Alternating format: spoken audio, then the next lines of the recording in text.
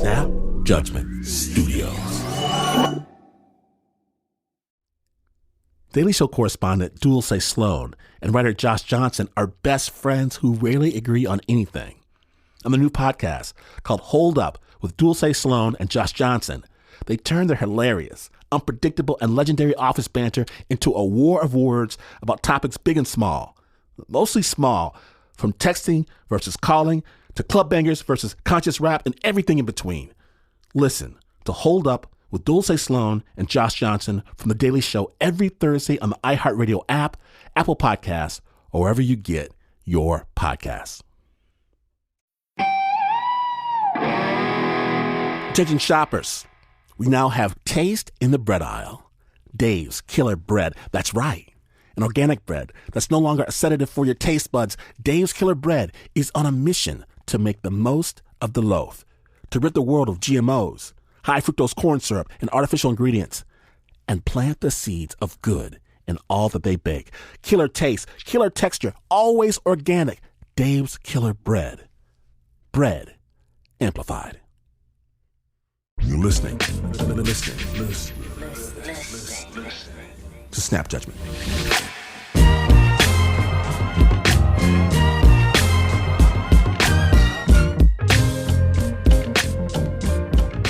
Now, Snappers, we start off the legacy episode with everything you've ever wanted from a story. Priceless jewelry, a bitter business rivalry, shady mob connections, and of course, call forwarding. Snap Judgments, Joe Rosenberg explains.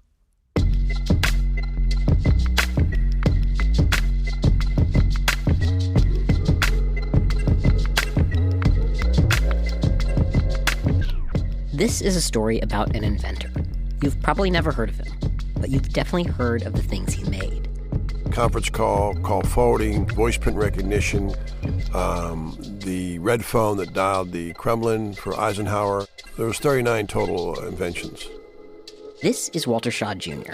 He's not the inventor. The inventor was his father, Walter Shaw Sr. And he says that his dad didn't start off as a creator type. He was a dock worker. But a friend of his, he says, listen, I can get you on with Bell Telephone as a lineman. So he strung cable at a penny a mile on a bicycle.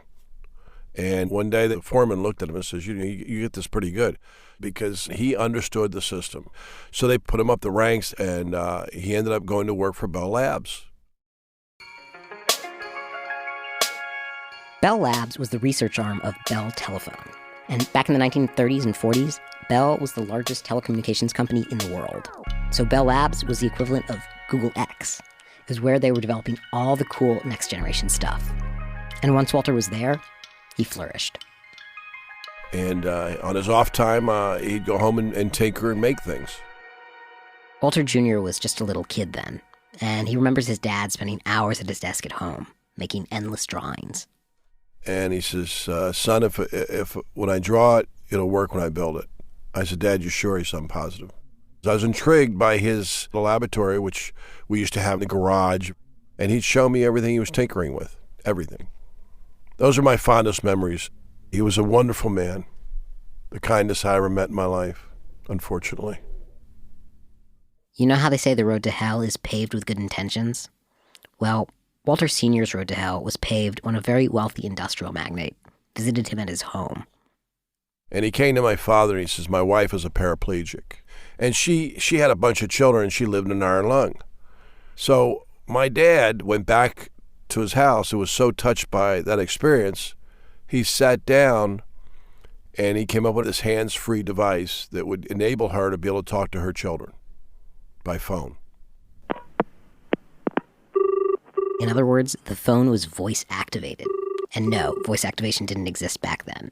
Walter was effectively inventing it for this woman, on the fly. And he was so proud of it, he took it underneath his arm and went to Bell and showed him that morning. They said, you made this by yourself? He said, yes, sir, I did. And Bell told my father in that meeting, well, it's a great invention. How do you plan to hook it up to our lines? You see, back then there was no way to plug or unplug a phone. Bell was a monopoly. They owned the whole system. They owned the phone lines. They owned the line going from your wall to your phone. They owned your phone. You just rented it. So when Bell saw that Walter had invented something that you could hook up to the phone line yourself, that wasn't good. It threatened their monopoly. So they asked Walter to sign a contract, handing his invention over to them.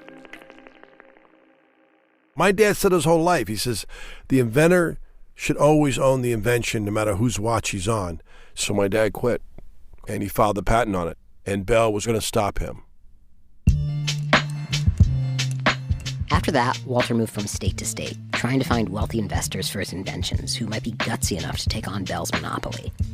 And he took Walter Jr. and the rest of the family with him. I was in 11 first grades, Joe. 11 first grades I was in.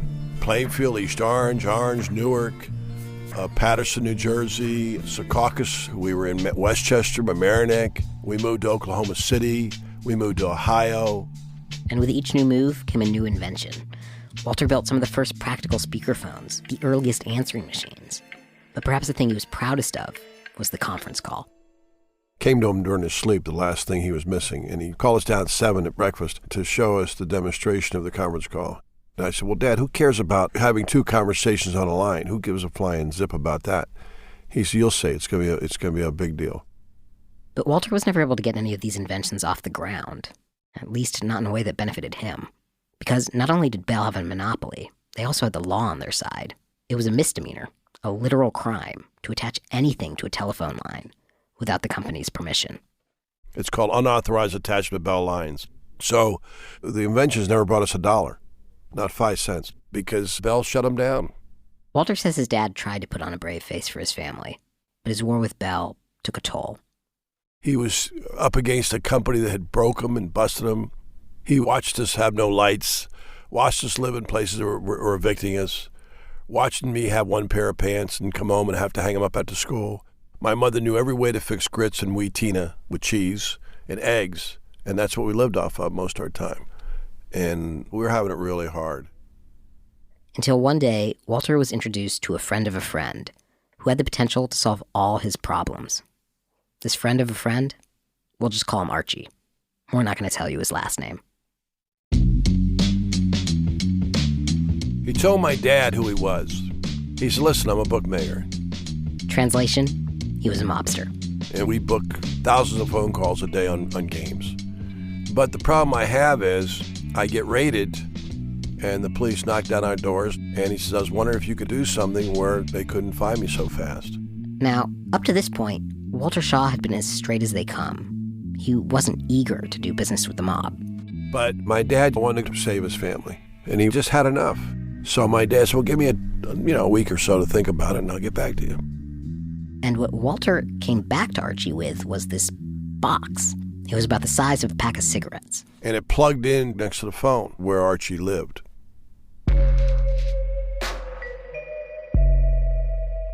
Walter explained that so long as this box was attached to a phone, any phone, all incoming calls would register as incomplete, so there'd be no record of a phone call for the police to find. It would be untraceable. But first, they had to test it. And they went to a pay phone, and they put a dime in and dialed Archie's number, and when they hung up, the dime came back. So it worked, and it was also toll-free. Archie and the other mobsters, they loved it. Once they installed Walter's device at Archie's place, business started booming. But like all people, not just wise guys, but like all people, they wanted more. He said, well, I like that. Is there a way we can make calls out undetected?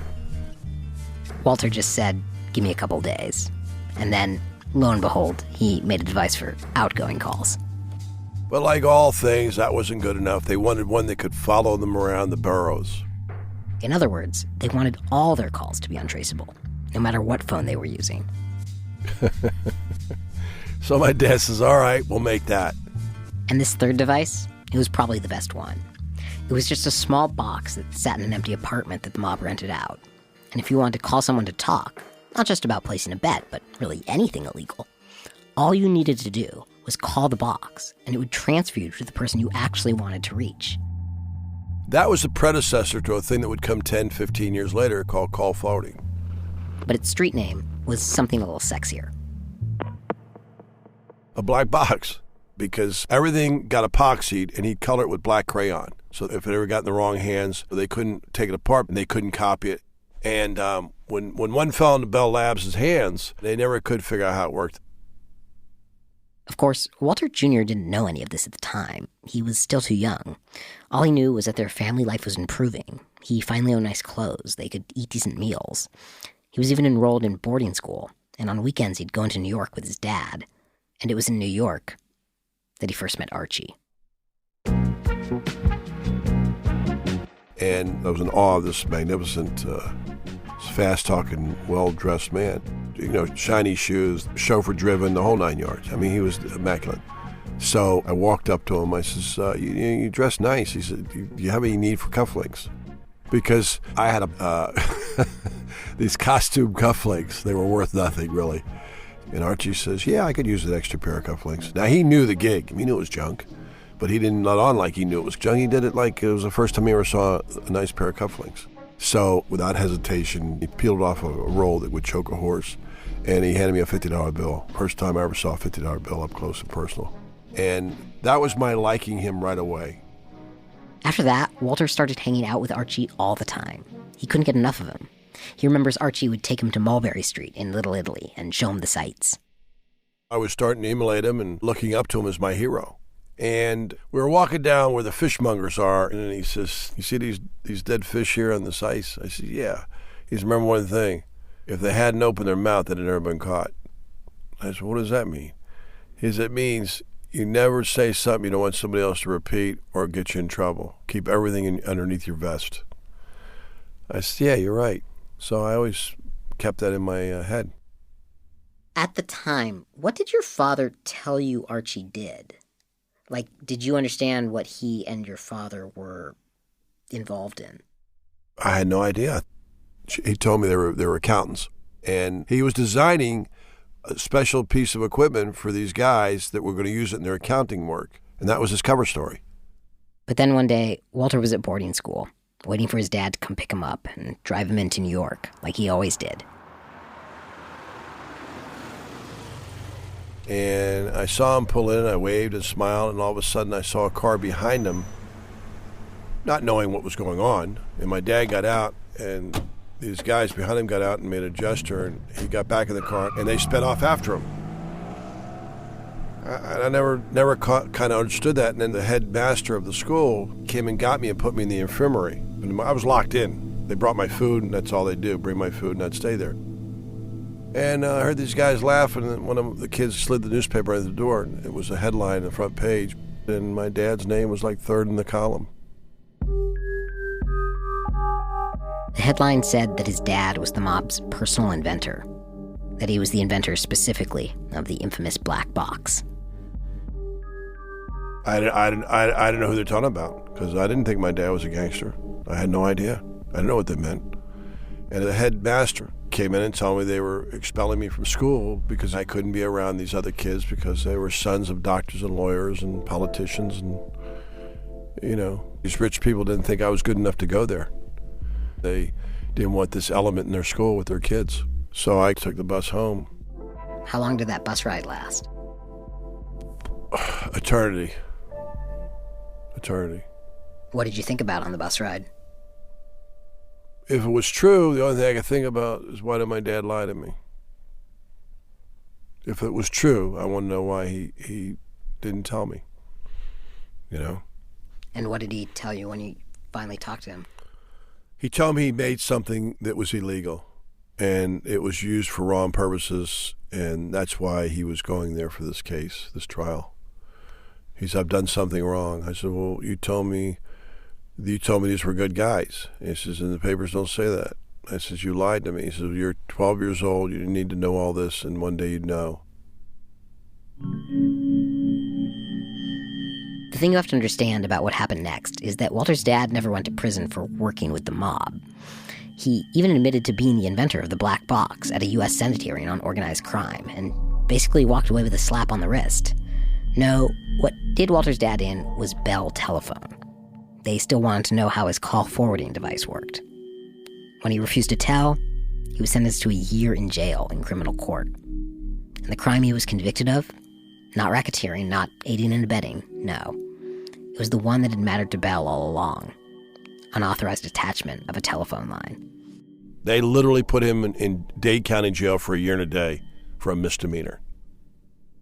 In the wake of all this, as you're growing up, what did it do to your attitude towards the system? Oh, I was done with the system. The system was in my rearview mirror. I saw with enough money you can buy justice. You mean like the rich have everything rigged and it's... The wealthy. Yeah, absolutely. Yeah. Absolutely. You don't see that right now, Joe? Come on, give me a break. The way Walter Jr. saw it, his dad was just a poor inventor who was literally imprisoned for going up against a big corporation. So even though he knew his father regretted ever working with the mafia, Walter Jr. figured that the straight and narrow path was for suckers. And as he grew older, he got more and more involved in crime. Until finally, he told his dad he wanted to join the mob. I said, I'm going all the way, which I'm not going to describe what all the way means because this is an Italian thing. And my dad said, if you go all the way, then I have no son. That was the turning point between me and my father. It was never the same. It was never the same after that, ever.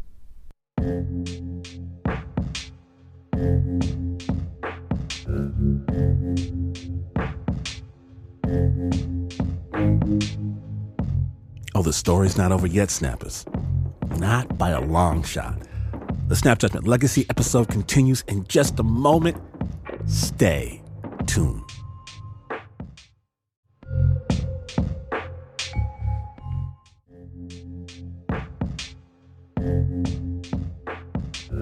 Welcome back to Snap Judgment, the Legacy episode, where people are preparing for what comes next. And when last we left, Walter Shaw Jr. was telling his father, Walter Shaw Sr., that he was tired of playing by the rules. The system was rigged. So he was going to join the mob, and he was going all the way in. Snap Judgment.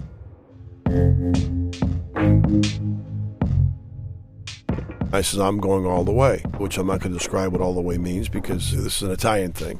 And my dad said, if you go all the way, then I have no son. That was the turning point between me and my father. It was never the same. It was never the same after that, ever. Walter joined a crew of cat burglars operating out of Florida called the Dinner Time Gang. Why they're called that we'll get to in just a bit. And we robbed only the wealthy of America. Not that that was justification, but that's the way I saw it. I thought I was getting back at society, whatever I did against the wealthy.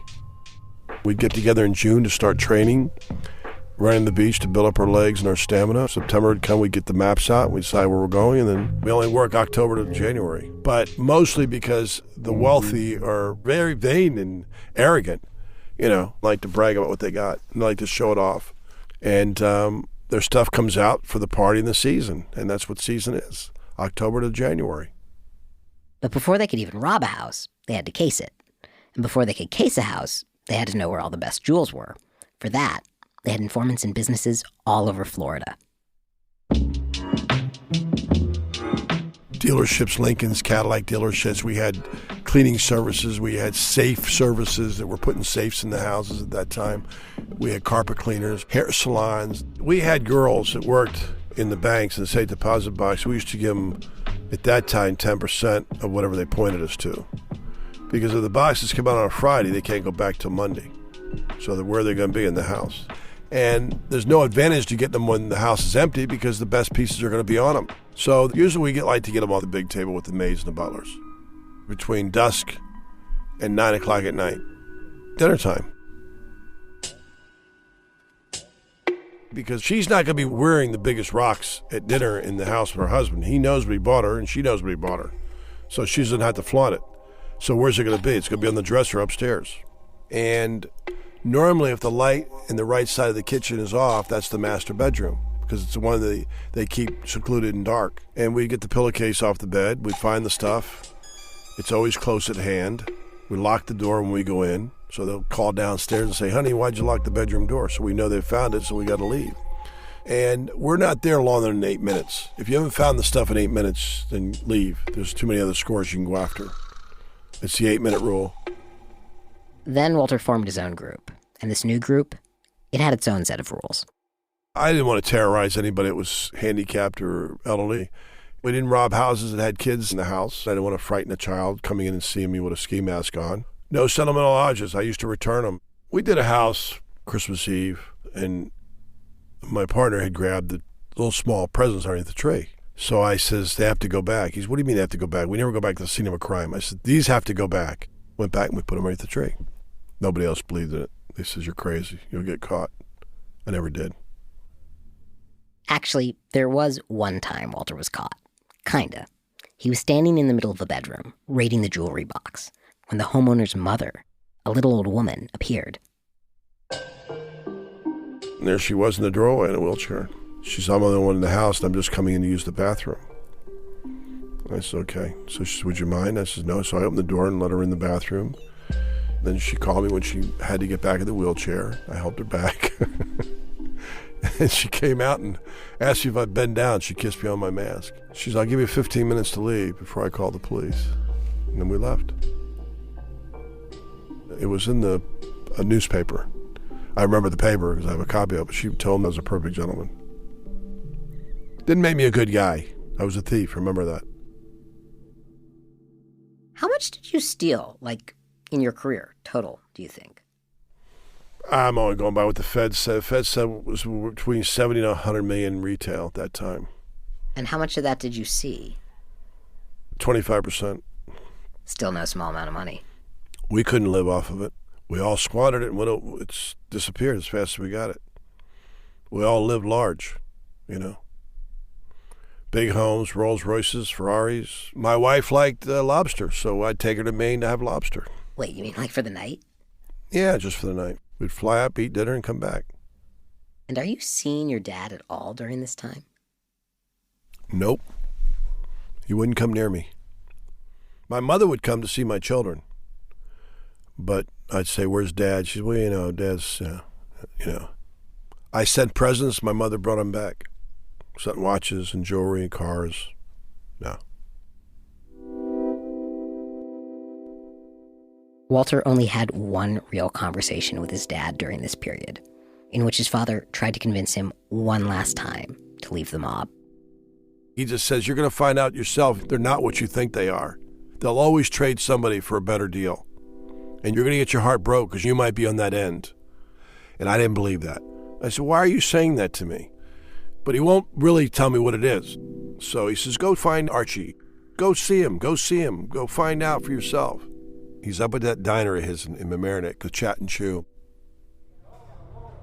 So I go to see him, and he's an older man, totally gray. And he was sitting at this table reading the racing forums, and he was sitting with his face to the door. That's how they always sat, so he was coming through the door. And he says, I recognize the walk. How you doing, kid? Like that to me. And I sit down, and he says, what are you up here for?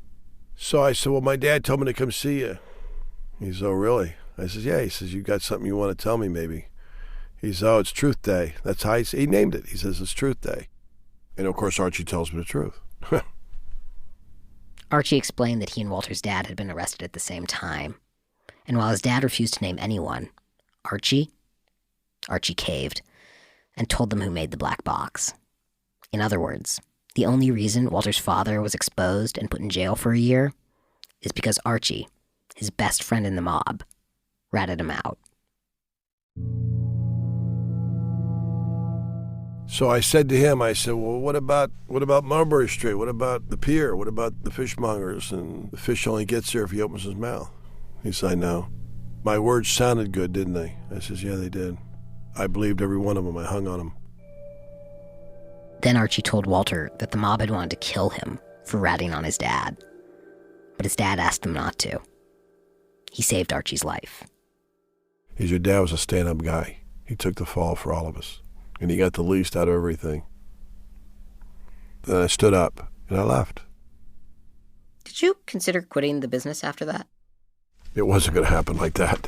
No. I knew a lot of secrets at that time. And they would have never let me out like that without killing me. You can't, really. You can't just say I'm going straight, but your secrets die with me? No, that doesn't work. Now it does, but not then. Not the way things were, no. You'll never get out until you get killed or you go to prison.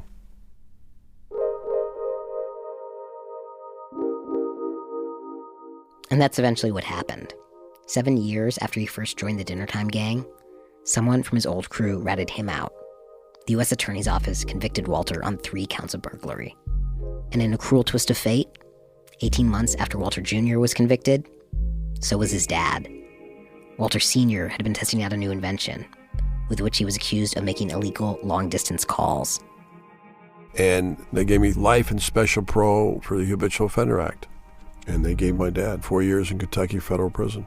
So we both had the same fate, but I belonged there a lot more than he did. Walter and his dad wouldn't really reconnect until years later, long after they'd both gotten out. Walter Jr. was living in Florida. He'd finally gone straight. And for his 50th birthday, his wife decided to throw him a surprise party. And it was a very emotional scene when I got home. There was my cousins and people in the living room. There was my dad in the middle of the group. And it was just like he was the only one in the room. He looked tattered. He looked shriveled up. He wasn't as big as I remember him. And he was as dignified as he possibly could. He always wore his socks no matter what, and he always had a tie on. And my wife had pulled me aside and says, your dad has holes in his shoes. He was homeless. He was living in a bus station.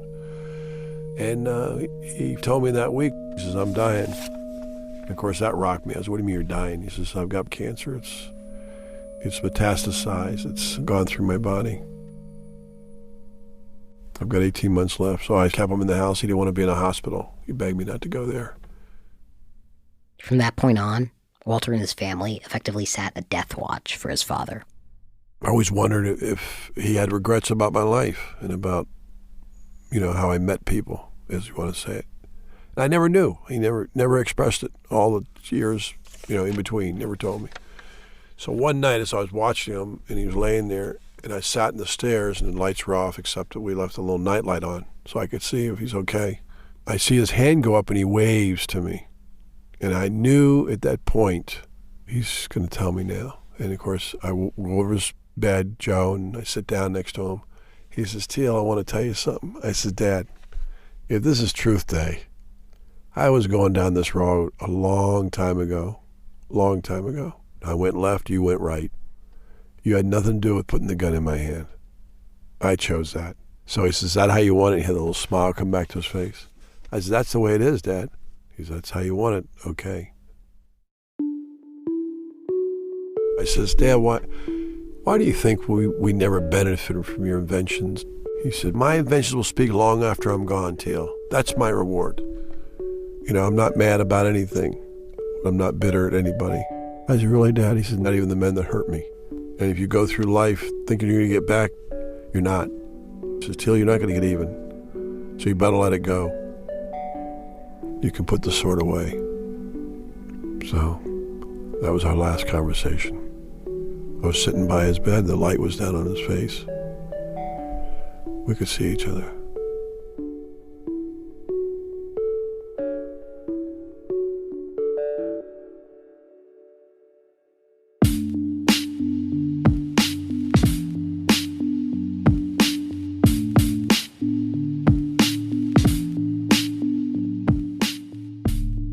Thank you so much to Walter Shaw for sharing his story with The Snap. To learn more about Walter's dad's life as an inventor, check out the documentary Genius on Hold and Walter's own memoir, License to Steal. As for Walter himself, today he's a movie producer, and he's currently producing a film called The Unknowns, Talent is Colorblind. The film tells the story of The Highway, a group of self-taught African-American painters living in the Jim Crow South who, when no one was looking, invented a whole new style of art. We highly recommend you check it out. We'll have links to everything on our website, snapjudgment.org. Original sound design and score was by Leon Morimoto. That story was produced by Joe Rosenberg.